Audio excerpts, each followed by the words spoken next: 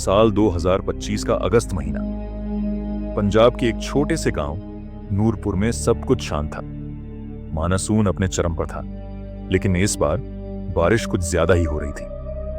गांव का किसान रणजीत सिंह अपनी पत्नी दलजीत कौर और 12 साल के बेटे जस्सा के साथ अपने छोटे से घर में खुश था।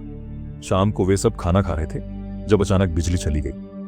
बाहर तेज हवा के साथ बारिश की आवाज और भी भयानक हो गई थी। रणजीत ने खिड़की से झांक कर देखा। पानी सड़कों पर आ गया था और तेजी से ऊपर चढ़ रहा था।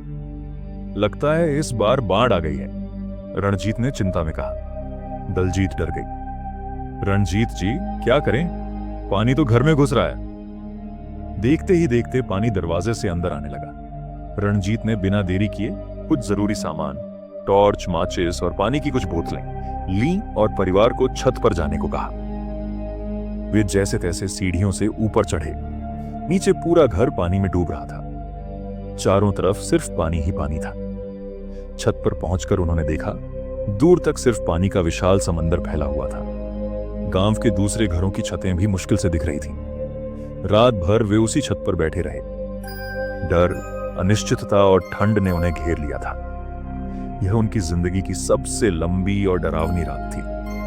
उन्हें नहीं पता था कि आने वाले दिन कितने मुश्किल होने वाले हैं। अगली सुबह सूरज तो निकला, लेकिन उसकी गर्मी उनके लिए कोई राहत नहीं लाई। पानी का स्तर और भी बढ़ गया था। उनका घर अब एक छोटे से टापू जैसा लग रहा था। दूर दूर तक कोई मदद नजर नहीं आ रही थी।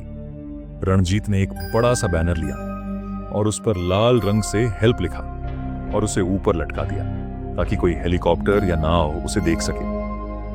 भूख और प्यास की समस्या शुरू हो गई थी। उनके पास जो पानी की कुछ बोतलें थीं, वे धीरे धीरे खत्म हो रही थी। जस्सा को भूख लगी थी और वो बार बार पानी मांग रहा था। बेटा, थोड़ा सब्र करो, दलजीत ने उसे दिलासा दिया। हम यहां से जरूर निकलेंगे। रणजीत ने हिम्मत नहीं हारी। उसने अपनी पत्नी और बेटे को दिलासा दिया, देखो, अभी हमारे पास कुछ है, हमें इसे बचाकर रखना होगा। लेकिन उनकी आंखों में भी एक डर था। पानी की लहरों के साथ बहकर आ रहे थे कुछ अजीब जानवर, जैसे सांप और छिपकलियां। ये और भी खतरनाक था। एक पल के लिए उन्होंने सोचा, अगर ये बाढ़ और बढ़ गई तो क्या होगा। इस सोच से ही उनकी रूह कांप उठी। रात होने लगी थी और ठंड फिर से बढ़ रही थी। आसमान में काले बादल छाए हुए थे, जैसे एक और तूफान आने वाला हो। अगले दिन हालात और भी बदतर हो गए। उनके पास खाने को कुछ नहीं बचा था। पानी की आखिरी बोतल भी खत्म हो चुकी थी। जस्सा की हालत बिगड़ने लगी थी। भूख और प्यास से वह कमजोर हो रहा था। दलजीत की आंखों में आंसू थे। रणजीत जी, अब क्या करें, हम तो भूखे मर जाएंगे। रणजीत ने अपनी सारी हिम्मत बटोरी। उसने पानी की तलाश में चारों तरफ देखा। तभी उसकी नजर छत के एक कोने में पड़े पुराने प्लास्टिक के डब्बे पर पड़ी। उसने उसे उठाया। उसके अंदर कुछ गंदा पानी था। उसने उसे फिल्टर करने की कोशिश की, लेकिन वह पीने लायक नहीं था। अचानक उन्हें एक जोर की आवाज सुनाई दी। पास के एक घर की दीवार पानी के तेज बहाव में गिर गई थी। उनकी सांसें थम गईं। उन्हें लगा कि उनका घर भी कभी भी गिर सकता है। रात के अंधेरे में दूर से कुछ जलती हुई चीज आती दिखी। वे घबरा गए, कहीं कोई जंगली जानवर तो नहीं। लेकिन जब वह पास आई तो वह एक लकड़ी का टुकड़ा था जिस पर आग जल रही थी, जो किसी ने फेंक दिया होगा। रणजीत ने उसे उठाया और थोड़ी गर्मी महसूस की। तभी एक बड़ा सांप पानी में तैरता हुआ उनकी छत की तरफ आ रहा था।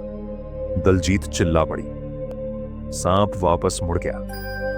यह हर पल मौत से एक जंग थी। तीसरे दिन उम्मीद की किरण लगभग खत्म हो चुकी थी। जस्सा बेहोश हो गया था। दलजीत ने उसे हिलाकर उठाने की कोशिश की, लेकिन वह नहीं उठा। रणजीत ने उसे पानी में हाथ डालकर जगाने की कोशिश की, लेकिन कोई फायदा नहीं हुआ। वे सब रोने लगे। मेरा बेटा, दलजीत सिसकियां लेने लगी। रणजीत ने हार नहीं मानी। उसने सोचा, मैं अपने परिवार को ऐसे मरने नहीं दूंगा। उसने अपनी नजर चारों तरफ दौड़ाई। उसे दूर एक नाव दिखाई दी, लेकिन वह इतनी दूर थी कि वे उसे बुला नहीं सकते थे। रणजीत ने अपनी बची हुई सारी ताकत इकट्ठी की। दलजीत, जस्सा को पकड़ो, मैं चिल्लाता हूं। रणजीत ने अपनी पूरी ताकत से चिल्लाना शुरू किया। मदद, यहां हम फंसे हैं, मदद, लेकिन उसकी आवाज पानी की आवाज में दब गई। वे नाव और दूर जा रही थी। अब रणजीत को लगा कि सब कुछ खत्म हो गया। वे तीनों एक दूसरे से लिपट गए। उन्होंने अपनी जिंदगी के आखिरी पल एक साथ बिताने का फैसला किया। तभी दलजीत को एक उपाय सूझा।